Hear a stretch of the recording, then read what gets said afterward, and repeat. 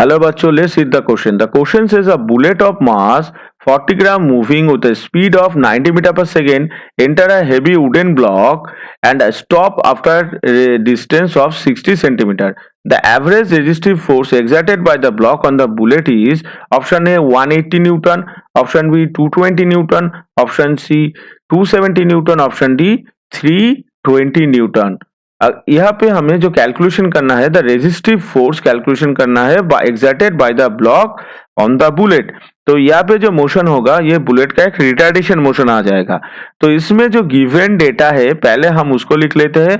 The given data is the mass of the bullet is 40 ग्राम, उसका value आ गया 40। इसको हम केजी में अगर कन्वर्ट करेंगे तो होगा 40 इंटू 10⁻³ केजी। तो बुलेट का मास आ गया। अब बुलेट का जो स्पीड है वो कितना है? बुलेट का जो इनिशियल स्पीड है वो है 90 मीटर पर सेकेंड। अब बुलेट क्या हुआ? बुलेट वुडन ब्लॉक के अंदर स्टॉप हो गया। इसका मतलब उसका जो फाइनल वेलोसिटी निकल के आएगा वो हो जाएगा 0। कितना डिस्टेंस ट्रेवल करके वो स्टॉप हुआ है? वो 60 सेंटीमीटर डिस्टेंस ट्रेवल करके स्टॉप हुआ। इसको हम मीटर में कन्वर्ट कर लेते हैं तो हो जाएगा 60 इंटू 10⁻² मीटर। ये हो गया हमारा गिवन डेटा। अब हमें क्या कैलकुलेशन करना है? अभी हमें कैलकुलेशन करना है उसका रिटार्डेशन वैल्यू।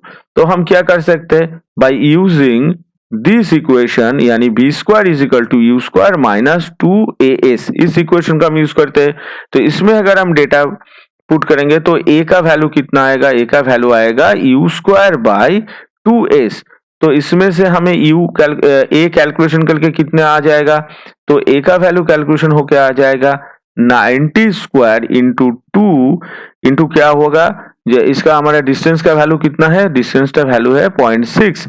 तो a का वैल्यू कैलकुलेट होके निकल के कितना आ गया? a का वैल्यू हमारा यहाँ पे कैलकुलेट होके आ गया कितना? 6750। अभी ए तो हो गया हमारा रिटार्डेशन फोर्स, ये रिटार्डेशन यानी क्योंकि ये जो बुलेट है ये तो इसके अंदर जाके स्टॉप हो रहा है, उसका जो फाइनल वेलोसिटी इनिशियल से कम है, तो ये मोशन हो गया हमारा रिटार्डिंग मोशन। तो हमारा एक्सेलरेशन कैलकुलेट हो गया गया। अभी द एवरेज रेजिस्टिव फोर्स अगर हमें कैलकुलेशन करना है तो क्या करना है? तो F इक्वल्स टू यानी force equals to we know F equals to हो जाता है m इंटू ए, यानी इसका जो मास है, मास कितना है? इसका मास हमारा यहाँ पे आ जाता है यहाँ पे कितना है? 40 इंटू 10⁻³ यानी 0.4 पॉइंट हम यहाँ पे लिख सकते हैं 0.04। ये हो गया हमारा इसका मास। एक्सेलरेशन हो गया 7650, यानी एवरेज जो रेजिस्टिव फोर्स है वो निकल के कितना आ रहा है?